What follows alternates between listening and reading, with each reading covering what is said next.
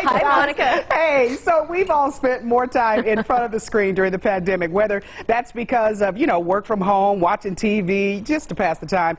But, ladies and gentlemen, for our kiddos, it has not been a good thing. And I'm sorry to say that, especially for those of us whose children are continuing to learn virtually.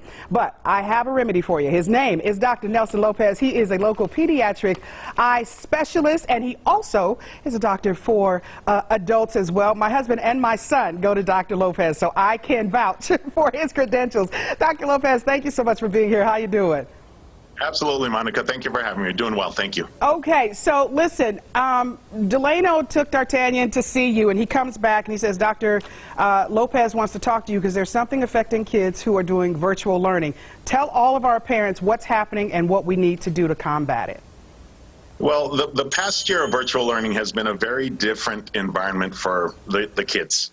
And what I am seeing over the past year is a significant spike in the number of children who are complaining about dry eye symptoms. And those mainly would be eye pain, redness, tearing, and even eye fatigue after a long day being on the computer. So definitely all related to being on the computer for 6, sometimes 8, even 10 hours a day. Yeah, and Doc, is this something that will affect children long term? Because, we're still dealing as adults with the fallout from COVID and everything we've had to do, to just maintain our health. Is it long term for our kiddos?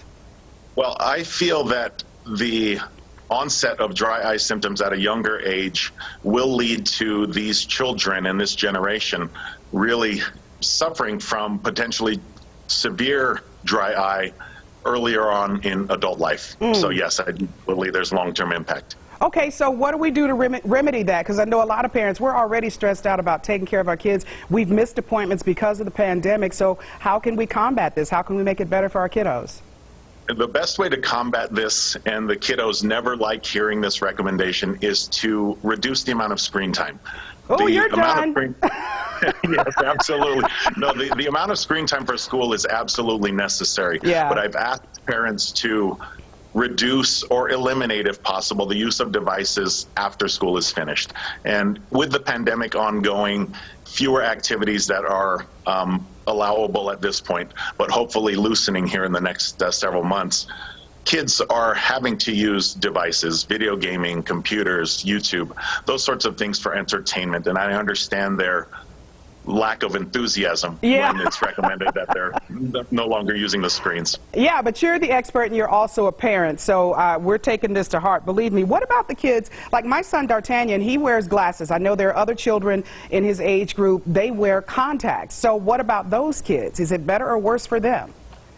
Well, contact lenses will always lead to dry eyes. And in this environment where children are staring at a computer and at times maybe not blinking within 30 to 60 seconds, their eyes are suffering. And this is where the symptoms of dry eye are starting. So yes, contact lens wearers will potentially have more symptoms earlier on.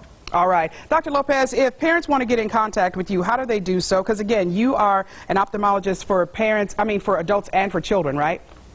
That is correct. Yes, we see patients of all ages from young to adult, and they can just contact the office, Lopez Eye Institute. The phone number is 725-266-4840. All right. Now, during commercial break, this is what John and Alex were alluding to. Ladies and gentlemen, every time I've interviewed Dr. Lopez, like I said, I've known him for years. I get calls and emails from women asking if he's single. I'm just putting it out there. He's not single. He is married and he has 2 beautiful children, and he is not available. And yes, we know he looks like the Rocky. You ought to see him in person. Okay, Doc, before we wrap it up, you got to do the thing. I have to do the thing. You have to do the thing. Yeah. You ready? I'm ready. That's the right thing. That's the best I can do. It's not doing him any justice, but that's the best I can do. Oh, you do him justice every time, my friend. He'd be proud. Thank you so much, Dr. Lopez. I appreciate you joining me. All right. Have a wonderful day. All right, you too. See? Yeah. Yeah, and don't forget, folks, hey, catch the MLJ Show Facebook Live. We are doing something really cool tonight, so make sure to tune in.